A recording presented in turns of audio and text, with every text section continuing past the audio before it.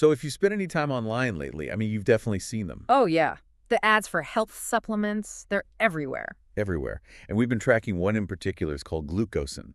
It's this so-called blood sugar breakthrough. Right, the one that claims to handle everything. Glucose spikes, cholesterol, energy levels, the works. It's the perfect promise, all wrapped up in a nice package. And that Ah, packaging is exactly why we're doing this deep dive. exactly.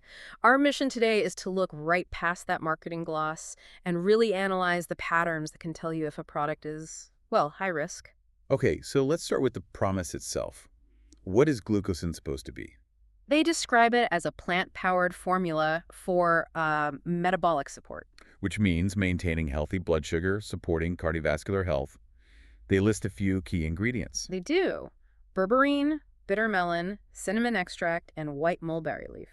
And some of those are legitimate, right? Absolutely. We have to acknowledge that. Berberine especially has some pretty strong research behind it for metabolic effects.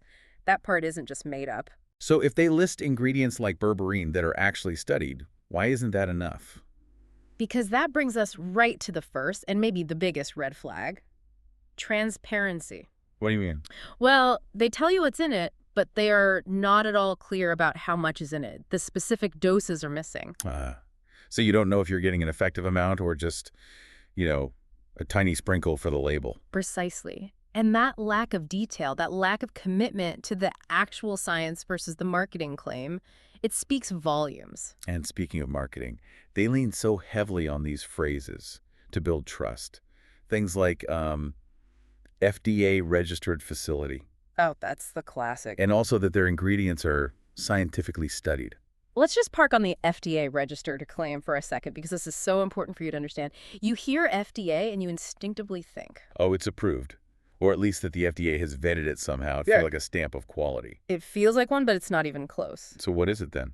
It's a technically true statement that is incredibly misleading. All it means is that the facility, the building, is on a list with the FDA. Wait, that's it? That's it. It's legally mandatory for every single legitimate supplement company. It is in no way proof of the product's quality or its safety or its effectiveness. I feel like I just wasted years believing that claim. Okay. Okay, so they use that to imply safety. What about their guarantee?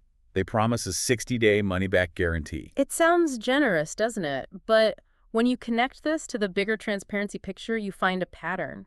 Let me guess, it's not so easy to get your money back. Customer discussions consistently describe it as extremely difficult, inconsistent support, really long response times, or just vague instructions. The promise is there, but the follow-through isn't. So when we look at the business itself, what stands out there? Just a total lack of verifiable transparency. The website domain is fairly new. You can't really figure out who owns the company. And you mentioned you found other sites. We did. Multiple near-identical websites using the same marketing scripts, the same branding. It's the hallmark of a model designed for quick sales with very little accountability. So Glucocyn isn't an obvious miracle cure, but it's not an outright scam either. The external reviews are, I mean, they're wildly mixed. Which is why it sits squarely in the high-risk zone. The marketing is just so much louder than the verifiable science. And the transparency on everything from dosage to ownership is much thinner than it should be. Way thinner, especially for a product making such strong health claims. So I think the most critical takeaway for you listening is this. In the supplement market, big claims without detailed, verifiable transparency are the clearest signal of high risk. It doesn't matter how great the ad sounds. If you can't find the formulation details, the dose, the ownership, be skeptical. A really clear bottom line. Right. So here's your challenge for this week. How can you apply this kind of analysis? Specifically, that difference between a facility being registered and a product being approved. Look at any health product claim you see.